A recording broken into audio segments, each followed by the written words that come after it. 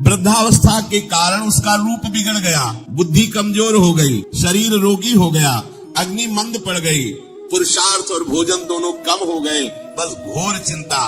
अब पता ही नहीं चल रहा, सोच निकल गई, पड़ा है उसी गंदगी में। जब वो रो रो के कहता है ऐसा, पीटते हैं घर वाले, हमने पीटते पड़े, भरपूर भोजन नहीं देते, हगेगा कौन फेंकेगा, कैसी दुर्गति। इसमें जो शब्द लिखा है, आस्तेव मत्यो पन्यस्तम गृहपाल इवाहनम, गृहपाल कहते कुत्ते की भांति वो सबके अपमान सहता रहता है और रूखे सूखे टुकड़े खाकर जीवन निर्वाह करता है। फिर भी उसे भगवान की याद। मृत्यु का समय जब निकट आता है तो वायु उत्क्रमण से इसकी पुतलियां चढ़ जाती हैं, श्वास प्रश्वास की नलिकाओं में वायु आना जाना रुक जाता है, कफ भर जाता है। अब इसे श्वास लेने में भयानक कष्ट होता है, कंठ में घुरघुराहट, पर उसका मोह, उन्हीं अपने बच्चे, परिवार, घर, शब्द, ये सब छूट जाए, बड़ी दुर्गति। अंतिम समय क्या सोच रहा है, ये पत्नी छूट जाएगी, बेटे छूट जाए, और बेटों ने क्या उनके साथ व्यवहार किया, ये मोह है, ये मेरा कमाया हुआ मकान कैसे छोड़ सकते। तो छिपकली बन के आना, इसी मकान में रहेंगे पक्का।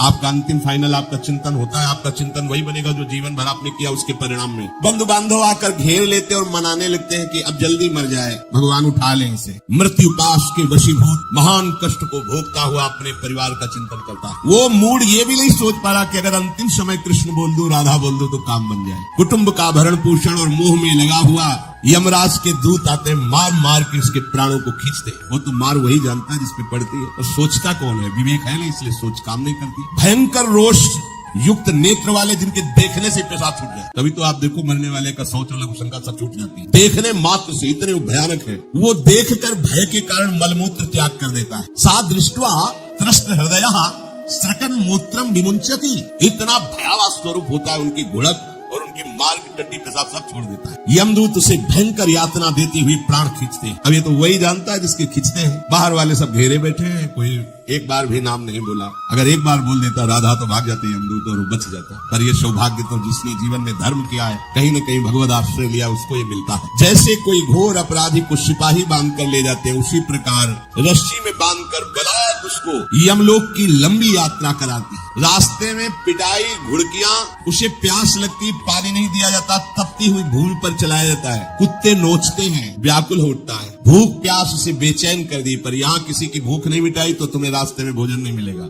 यहाँ कभी किसी को पानी नहीं पिलाया तो एक बूंद पानी नहीं मिलेगा। ये कर्म भूमि है। दावानल जैसी दहकती हुई भूमि पर उसे चलाया जाता है। तप्त बालुका में मार्ग में जब एक पग भी आगे बढ़ने की सामर्थ्य नहीं होती, मूर्छा जाती है, मार मार के उसे चेतना में लाते हैं यमदूत, फिर घसीटते हैं। महान दुख में अंधेरे मार्ग से अत्यंत क्रूर यमदूत उसे यमपुरी को ले जाते हैं। कितना मार्ग? 99,000 योजन मृत्यु लोक से।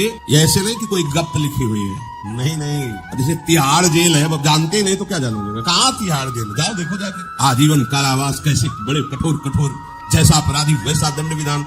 यहाँ थोड़ी दया है क्योंकि हृदय है, वहाँ हृदय नहीं है। वहाँ हृदयहीन शासक तुम्हारे पीछे लगाए जाएंगे। हृदय ही नहीं है, बस एक एक कर्म का हिसाब। जो हमने पढ़ा था पहली बार तो होश उड़ गए थे। जो यहाँ दूसरे का मांस खाते हैं ना, कोलू में पेरे जाते हैं। कोलू जैसे गन्ना नहीं पेरा जाता, लगा दिया कोलू में पेरे जाता। मरना है नहीं, सोचो कितना फिर इसके बाद शमशी से मांस नोच कर उसे खवाया जाए। होश में हो जाओ। 99,000 योजन का मृत्यु लोक से यमलोक का मार्ग है, लिखा हो 99,000 योजना नाम सहस्त्राणी नवतिम नवचाध्वनः त्रिभिर मुहूर्तैर द्वाभ्याम वा नीतः प्राप्नोति यातनः। एक योजन का मतलब 4 कोस, 99,000 योजन। इतने लंबे मार्ग को 2 या 3 मुहूर्त में तय करना, दौड़ा के 2 या 3 मुहूर्त, बहुत कम समय। फिर वहाँ पहले से तय, इसको इस नर्क में डालो, इसको इस नर्क में। वहाँ इतना समय, थोड़ी भीड़ लगी है। जैसे अपने एक थोड़ा हुआ तो अपने इतनी कष्ट समझते हैं। अस्पताल जाओ, देखो चीख लगी, किसी पैर टूटा, किसी कुछ, ऐसे वहाँ सब हिसाब हो रहा है। उसको धड़कती हुई लकड़ियों में जलाया जाता है, कहीं दूसरों के द्वारा काट काट कर उसको उसका ही मांस खिलाया जाता है। यमपुरी के कुत्तों के भयानक दांत होते हैं, जिंदा, अब मरना है। वहाँ भयानक गिद्धों के द्वारा आते खींची जाती है।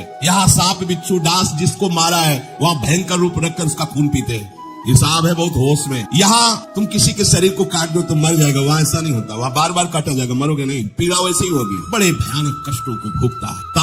तामिस्त रौरव आदि नरकों को भोगता है। हे माता, भगवान कपिल देव जी कहते हैं, जो पुण्य आत्मा लोग होते हैं स्वर्ग आदि में जाकर पुण्य भोगते हैं, लेकिन दोनों को फिर गिरना होता है, क्योंकि वो भगवान का भजन नहीं किए, इसलिए पुण्य भोग कर मृत्यु लोक आते, वो पाप भोग कर नरक से मृत्यु लोक आते। माता जब उनके भोग संपन्न होते हैं नरक आदि के, अब वो जन्म लेते हैं। फिर यहाँ ध्यान से, जब जीव को मनुष्य शरीर में जन्म लेना होता है तो प्रकृति में वर्षा के साथ आता है, प्रकृति में वर्षा के साथ आया, और फसल में मूली गाजर गेहूं अन्न, इनमें वो जीव प्रवेश करता है और उसे माता पिता दोनों पाते हैं। तो सप्तम धातु वीर के रूप में परिणित होता है जीव। वो वीर कण के रूप में माता के उदर में जब प्रवेश करता है तो एक रात्रि में माँ का और पिता का दोनों का वो जो वीर मिलता है, उस रज और वीर के मिलने से एक कलल सा बनता है। 5 रात्रि व्यतीत होने के बाद एक बुदबुदा सा बनता है। 10 रात्रि व्यतीत होने के बाद एक बेर की सी आकृति होती है। फिर उसके बाद उसमें धीरे धीरे मांसपेशियां बढ़ने लगती हैं। 1 महीने में उसके सिर निकल आता है। 2 महीने में हाथ पांव अंगों का विभाग होता है। 3 महीने में नख रोम अस्थि चर्म स्त्री पुरुष के चिन्ह प्रकट हो जाते हैं। 4 महीने में मांसादि 7 धातुएं प्रकट हो जाती है। 5वें महीने में चेतना जागृत हो जाती है। जैसे अपने चेतना, ऐसे 5वें महीने में गर्भस्थ शिशु की चेतना जागृत हो गई। जीव है पर चेतना 5 महीने बाद माँ के गर्भ में जागृत। अब उसे भूख लगती है, प्यास लगती है, वहां की तापमयी जलन पीड़ा, छोटे छोटे कीड़ों के द्वारा काटना, छठे मास में झिल्ली से लपटा हुआ माँ की दाहिनी कोख में कीड़े की तरह तड़पता है। उस समय माता को कड़वे और खट्टे पाने की लालसा होती है, जिससे उसके अंगों में जाकर भयंकर जलन होती है। यह है भोग। वो कृमि कीड़े की तरह तड़पता है। मल मूत्र के गड्ढे में बीच में झिल्ली में बंधा हुआ वो जीवात्मा सुकुमार तो होता है, वहाँ के कीड़े उसे नोचते छोटे छोटे, वो तड़पता। माता प्रसन्न होती कि जब बच्चा हिलता है, बोले है उसकी दुर्गति हो रही, वहाँ भयंकर कष्ट पा रहा है। ऐसा क्लेश होता है कि क्षण क्षण में बेहोश होता रहता है। माता के खाए हुए कड़वे, तीखे, गरम, नमकीन, रूखे, खट्टे, यही पदार्थ पाने की इच्छा होती है माता, क्योंकि उसको भोग भोगना है। उसके कोमल शरीर में भयानक पीड़ा होती है जब माता ऐसे पदार्थ खाती है। गर्भाशय की झिल्ली में लिपटा हुआ, आंतों और मलमूत्र से घिरा हुआ, सिर, पेट की और पीठ और गर्दन ये कुंडलाकार, ऐसे कंकड़ जैसा, ऐसी आकृति गर्भस्थ शिशु की होती है। पिंजड़े में बंद पक्षी के समान पराधीन, ना तो वो हिल डुल सकता है, ना बोल सकता है, बड़ा असमर्थ दुख को भोग रहा है। चेतना पूरी है। इसी समय भगवान द्रवित होकर उसे ज्ञान देते हैं, गर्भस्थ शिशु को, सबको। जी उसे ज्ञान होता है तो सैकड़ों जन्म के कुकर्म उसे याद आते हैं, सैकड़ों जन्म के। ओहो, ये मेरे कर्म का ही फल है, मैंने ऐसे कर्म किए इसलिए दुख भोग रहा हूँ। बेचैन हो जाता है, कैसे निपट पाऊंगा, सैकड़ों जन्म के कर्म जमा है। अब महान अशांति उसके हृदय में, उस शरीर में भयंकर पीड़ा। कुंडलाकार शरीर है, हिल भी नहीं सकता, बस कीड़े काटते, बड़ी तड़पन, बड़ी जलन, भूख प्यास की जलन। अब एक और भयानक जलन हुई, उसे स्मरण हो जाता है कई जन्मों के, सैकड़ों जन्मों के पाप कर्मों का। 7वां महीना आरंभ हुआ कि ज्ञान का उन्मेष हो गया। अब प्रसूति वायु से चला रही है, तड़पता है वो। सप्त धातु में स्थूल शरीर से बंधा हुआ वो जीव भयभीत होकर के पुकारता है, अगर कोई भगवान है तो एक बार मुझे यहाँ से निकाल दे। तो विनय करता है, कोई अगर भगवान है जिसने मुझे इस बंधन में डाला है, एक बार निकाल दे यहाँ से, जाके केवल भजन करूंगा। जीव कहता, जंतुरुवाच तस्योपशन्नमवितुम जगदिच्छयात् नाना तनोर्भुवि चलच्चरणारविन्दम सोहम ब्रजामि शरणम रकुतो भयम में एने दृशी गतिरदर्श सतोनुरूपा। हे प्रभु, मैं बड़ा अधम हूँ। ये ज्ञान भगवान की तरफ से गर्भस्थ शिशु को होता है। देखो, स्वयं वो इतना कष्ट पा रहा है, फिर जब आप गर्भ हत्या करते हैं तो आपका पाप कितना बड़ा होगा सोचो। सब माताओं से विनय है, संयम से रहो, सावधान रहो। ये हत्या ऐसी नहीं तुम्हारे दान पुण्य से क्षमा हो जाएगी। ये जो भ्रूण हत्या है, गर्भ हत्या है, बहुत बड़ा पाप है। आप लोग अज्ञान के कारण इसको ध्यान नहीं देते, इसे खिलवाड़ समझते हो। कितना ज्ञान है। बेटी ही माँ है, बेटी ही बहन है, बेटी ही पत्नी बनती है, बेटी ही किसी के जीवन को धारण करने वाली बनती है। और आपने गर्भ में देख लिया बेटी है, तुम स्वयं माँ होकर उसका साथ दे रहे हो, उसका नष्ट करने के लिए। मेरी तो बात ही समझ में नहीं आती, क्या बुद्धि भ्रष्ट हो गई। अगर पुरुष का इतना महत्व है तो बेटियां ना हो तो तुम्हारी कौन सी गति होगी, सोचो जरा। जीना मुश्किल हो जाएगा तुम्हारा। तुम पुरुष किस काम के रह जाओगे। तुम्हारा अर्धांग काट दिया जाए तो तुम कैसे होगे। स्त्री स्वरूप अर्धांग है। जिस घर में एक माँ बहन नहीं है, स्त्री स्वरूप नहीं, स्मशान जैसा वो होता है। ध्यान दीजिए, ये बहुत बड़ी गलती है जो अपनी बेटियों की हत्या करते हैं। ये वो पाप है जो अक्षम्य अपराध है। स्त्री हत्या करना शास्त्रों में बहुत बड़ा पाप कहा गया। फिर वो तो बच्चा है, बिल्कुल नहीं। जिनसे हो गया है, श्रीमद् भागवत का सप्ताह मूल संस्कृत से सुनो और भगवान से प्रायश्चित प्रार्थना करो कि हे नाथ, भूल से गलती हो गई, दूसरा कोई उपाय नहीं। ध्यान से समझ लीजिए, तुम्हारे भ्रूण हत्या, गर्भ हत्या के पाप को नष्ट करने में एकमात्र श्रीमद् भागवत समर्थ है, दूसरा कोई नहीं। कोई दान पुण्य तीर्थ स्नान तुम्हें क्षमा नहीं कर पाएगा।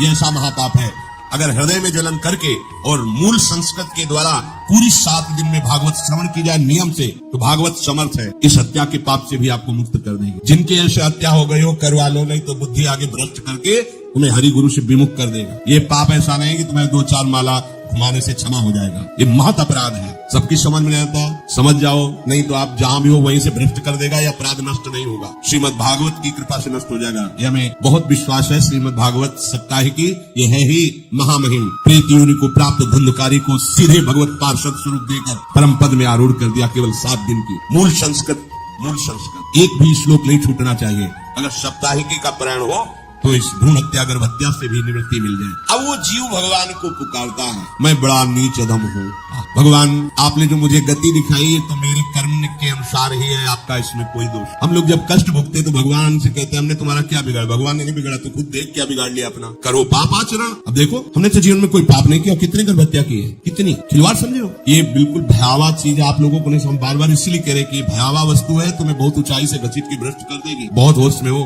भूल के कभी ऐसा न करना जहां तक हमारी आवाज पहुंचे, जहां तक सुनाई दे। गर्भ हत्या मत करना, संयम से रहो। इस तरह का व्यवहार मत करो कि तुम्हारा मनुष्य जन्म ही व्यर्थ चला जाए। इसमें तीनों को बराबर दंड मिलेगा, गर्भ हत्या कराने वाला, गर्भ हत्या की प्रेरणा देने वाला और गर्भ हत्या में सहयोग देने वाला।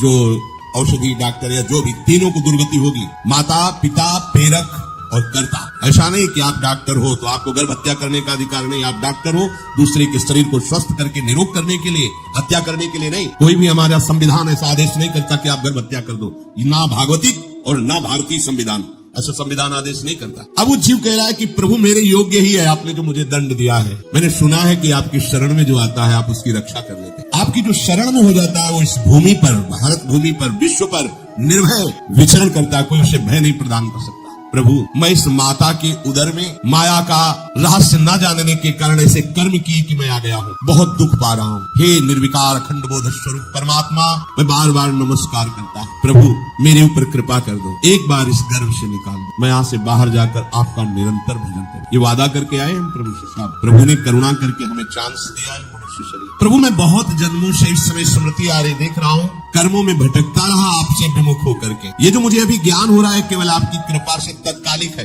तत्कालिक, एक तत्कालिक वैराग्य होता है, जैसे कथा सुनी मन में आया कि अब तो भजन ही करना है। ये तत्कालिक है, स्थायी नहीं है। इसे स्थायी बनाओ। प्रभु आप अंतर्यामी हो, आप सब कुछ जान रहे हो। तीनों तापों की शांति के लिए भक्तजन आपका भजन करते हैं। मैं देहधारी होकर जीव माता के उदर में मलमूत्र से रुधिर की झिल्ली में फंसा हुआ माता की जठराग्नि के ताप से जल रहा हूँ। प्रभु एक एक क्षण में यहाँ विकल होकर केवल इंतजार कर रहा हूँ कि किस समय मुझे यहाँ से निकाला जाएगा। दीन बंधु यहाँ से कब मैं निकलूंगा। स्वामिन आप बड़े दयालु हो, आप जैसे उदार प्रभु ने मुझ गर्भस्थ शिशु को ये ज्ञान दिया। हे दीन बंधु आप अपनी कृपा से प्रसन्न हो जाइए। प्रभु एक बार निकाल दीजिए, मैं ऐसा भजन करूंगा कि दोबारा संसार के दुख में नहीं आऊंगा। कपिल भगवान कहते हैं हे माता, वो गर्भस्थ बालक शिशु भगवान से प्रार्थना करता है, भगवान का आदेश होता है, तत्काल प्रसव वायु धक्का मारती है। जे ही प्रसव वायु धक्का मारती तो उसको ऐसा भयंकर कष्ट होता है, जैसा पीछे लिखा है कि जैसे जिंदा किसी की चमड़ी उतारी जाए, ऐसा माँ के गर्भ से निकलते समय उसे कष्ट होता है। वो अत्यंत कष्ट से व्याकुल होता है। उसी समय उसका वो ज्ञान नष्ट हो जाता है जो भगवान ने दिया था। उस समय उसकी श्वास की गति रुक जाती है, जैसे किसी का गला दबा दिया जाए तो कैसा लगेगा। ऐसे ही पूरी की पूरी भागवती की स्मृति नष्ट हो गई। होश आया तब देखा कि वो बाहर पड़ा हुआ है, माता के उस मल मूत्र में सना हुआ पिष्ठे की कीड़े की तरह। गर्भवास में जो दिव्य ज्ञान प्रकट हुआ था भगवान की कृपा से वो सब नष्ट हो गया। भूमि परत भा ढाबर पानी, किम जीवे माया लपटानी। चेतन आई तो रोने लगा, वो ज्ञान कहाँ गया, वो ज्ञान दाता कहाँ गया। वो कहता कहाँ, बोले थाली बजाओ बच्चा हुआ है।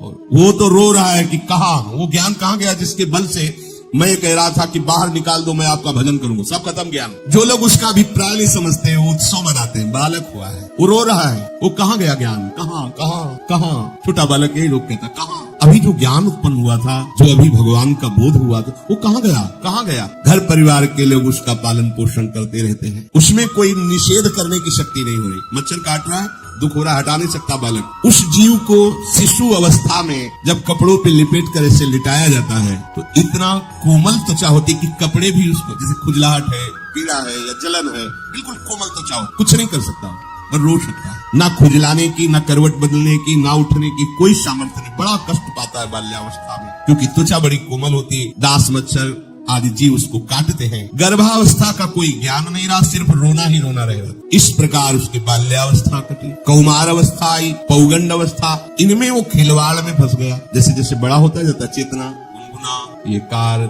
ये प्लास्टिक के ऐसे उनमें मगन। देखो ना छोटे बच्चों को अज्ञानवश इसकी ये अवस्था कट गई। बड़े भाग्यशाली ऐसे भी बच्चे हैं जो तुतला के बोलते हैं उनके मैया कहती राधा बोलो राधा।